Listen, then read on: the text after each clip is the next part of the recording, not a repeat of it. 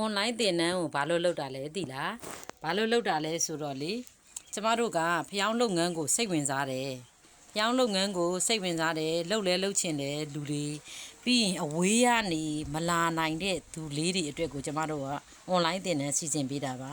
online သင်တန်းဆိုပြီးတော့လေရော့ဗီဒီယိုဖိုင်ဆိုပြီးတော့ဆိုပြီးတော့အဲ့လိုမျိုးမပေးလိုက်ဘူးเนาะအဲ့လိုပေးလိုက်တာမဟုတ်ဘူးကျမတို့က online သင်တန်းကိုဘယ်လိုသင်ပေးတာလဲဆိုတော့လေဘယ်လိုသင်ပေးတာလဲဆိုတော့ကျမတို့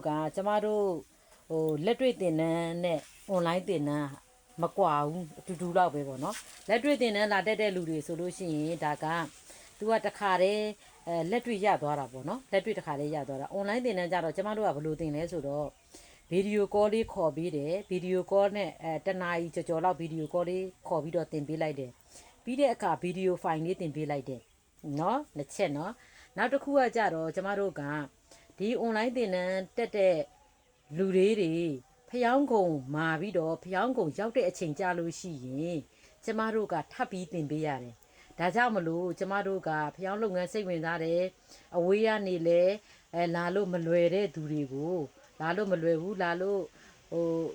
လာဖို့အခက်အခဲရှိနေတဲ့သူတွေကို online သင်တန်းနဲ့စီစဉ်ပေးထားတာပါရှင်เนาะဒါကြောင့်မလို့လက်တွေ့သင်တန်းနဲ့လက်တွေ့သင်တန်းကြီးနဲ့ online သင်တန်းကြီးကလည်းအတူတူပဲယူပါတယ်เนาะစိတ်ချလက်ချနဲ့